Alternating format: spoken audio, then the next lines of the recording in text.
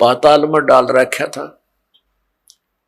यानी ये समझ लो कूड़े के ढेर में घना नीचे दबा रखा था।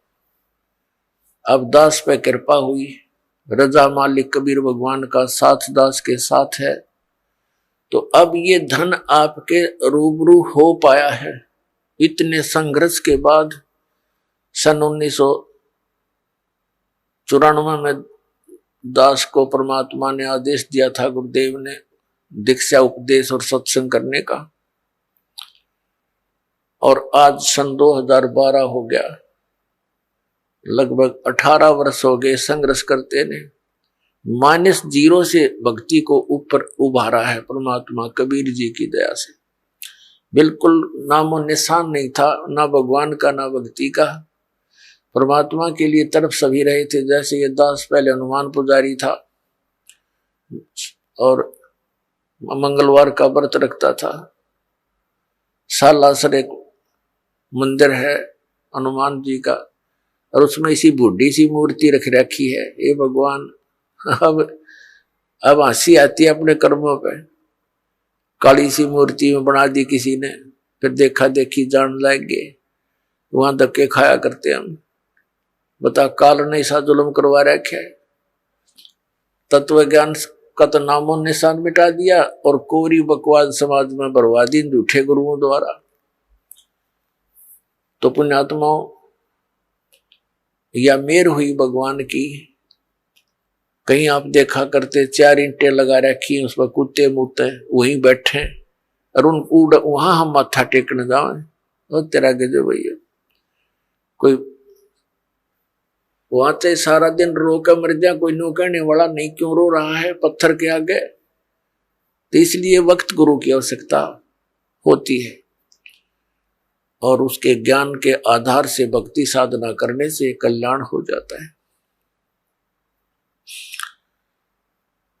अब ये कितनी बुराई बढ़ गई शराब मांस तंबाकू की, और इसको विकास मानते हैं हम कि बड़ी बड़ी कोठी हो, कार हो, और गोटी सूटी लावें, और फिर विवाह के अंदर एक अलग से ड्रामा रच दे।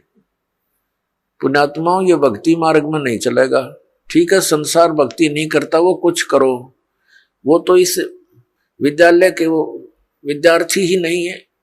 ये विद्यार्थियों के लिए लागू है कि ना बीड़ी पीवे, ना तंबाकू प्रयोग करे किसी भी तरीके से, ना मांस खावे और ना शराब प्रयोग करे, और न ही ये ड्रामेबाजी करे, ना जन्मदिन मनाना, ना कोई ऐसे ब्याह के अंदर बकवाद करनी। सिंपल ब्याह करो बच्चों। आप भगत बनकर देखो कितना आनंद आएगा। देखो लोग दिखावा ड्रामा कितना कर ले, इसका अंत नहीं। शुरुआत हमने देखी, किसी ने 1100 रुपये दान के दे दिए, सारा गांव में चर्चा हुआ करती। फिर 2100 दे दिए एक ने, वो फेल हो गया। फिर एक ने 5100 दे दिए, वो फिर 21 वाला फेल हो गया। फिर एक ने 11,000 दे दिए अपनी लड़की के दान में, और एक मोटरसाइकिल दे दी, फिर कार दे दी। तो ये एक बकवाद है बेमतलब की।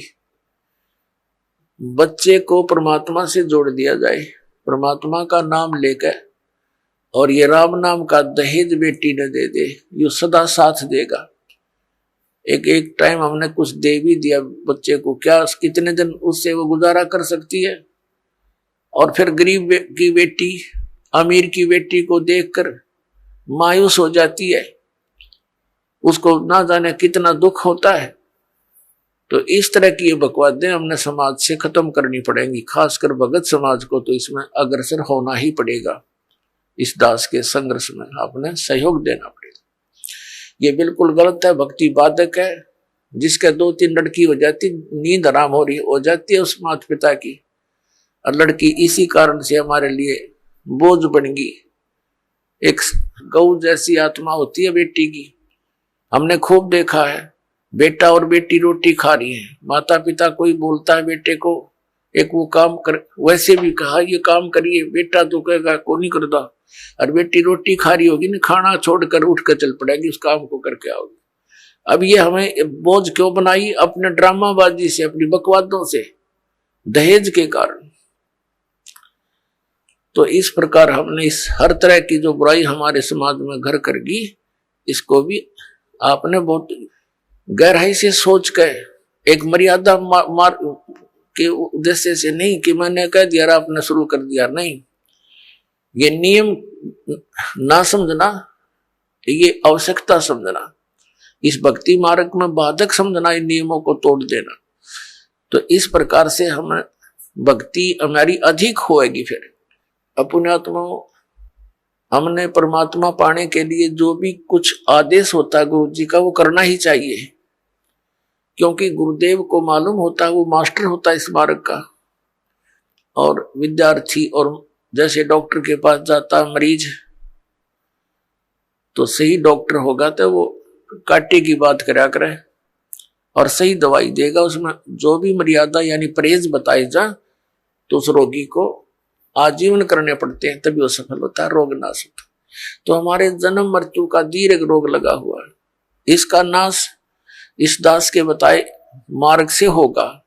दास वही मार्ग बता रहा है जो परमात्मा ने स्वयं आकर के बताया था। ये गॉड गिवन है, ये किसी की लोक वेद नहीं है, किसी आम व्यक्ति का बताया हुआ ज्ञान नहीं। और यही प्रमाण हमारे सदग्रंथों में है, जिन सदग्रंथों को हम सिरोधार्य मानते रहे।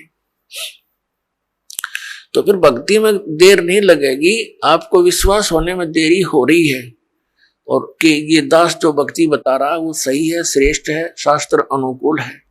ये प्रमाण करने के लिए कि ये भक्ति सही है, और परमेश्वर परम पूज्य कबीर जी हैं जो दुल्हा रूप में, धानक रूप में बनारस में आए थे, ये प्रमाणित करने के लिए ये ढेर सारे आपको प्रमाण दिखाने पड़ते हैं। और कुछ दिनों के बाद फिर ये आवश्यकता नहीं पड़ेगी इन प्रमाणों की, क्योंकि आप एक दूसरे को बताओगे कि ऐसा है, फिर ये एकदम सबको स्वीकार्य हो जाएगा। अभी तक तो किसी ने देखे नहीं, खोल के वेद देखी ना, गीता पढ़ी थी, समझी नहीं गीता जी में क्या लिखा है, पुराणों में क्या लिखा है, हम पढ़ते थे लेकिन समझ नहीं सके। अब हम समझन जोगे हो गए, अरे खूब देखेंगे, कति दृढ़ होकर कहेंगे कि सचमुच कबीर इज गॉड, कबीर परमात्मा है, और यही भक्ति सही है, यही मंत्र श्रेष्ठ है, और सब बकवाद है। तो फिर आपसे सुनकर अन्य व्यक्ति भी इस बात पर विचार करेंगे, और कोई प्रमाणित कराना चाहेगा तो सदग्रंथ हमारे पास है, आप खुद भी उनका विश्वास दृढ़ करोगे। तो इस प्रकार ये पूरे विश्व में मालिक आदेश है, उनका निर्धारित समय है कि अब ये पूरे समय में, पूरे विश्व में एक ही भगवान रहेगा, एक ही ज्ञान रहेगा, और भक्ति विधि उस भगवान की एक है ही, वो अलग हो ही नहीं सकती। जैसे आम के पेड़ को, पौधे को बीजने के लिए आम का ही बीज प्रयोग करना पड़ेगा, दूसरा बीज आम का हो ही नहीं सकता। तो परमात्मा पाने के लिए जो मंत्र है, इनके अतिरिक्त कोई साधना है ही नहीं। बाकी तो बबूल के बीज अलग है, अन्य साधनाएं जो सिद्धियां प्राप्त करने की है वो अलग वस्तु है, उसकी हमें जरूरत नहीं। आप सुन रहे थे जगत गुरु तत्वदर्शी संत रामपाल जी महाराज जी के मंगल प्रवचन। अधिक जानकारी के लिए विजिट कीजिए हमारी वेबसाइट www.jagatgururampalji.org। संत रामपाल जी महाराज जी के शुभ आशीर्वाद से पूरे विश्व भर में 500 से भी ज्यादा नाम दीक्षा केंद्र हैं, जिन पर संत रामपाल जी महाराज जी द्वारा ऑनलाइन निशुल्क नाम दीक्षा दी जा रही है। अपने नजदीकी नाम दीक्षा केंद्र का पता करने के लिए संपर्क करें 8222880541।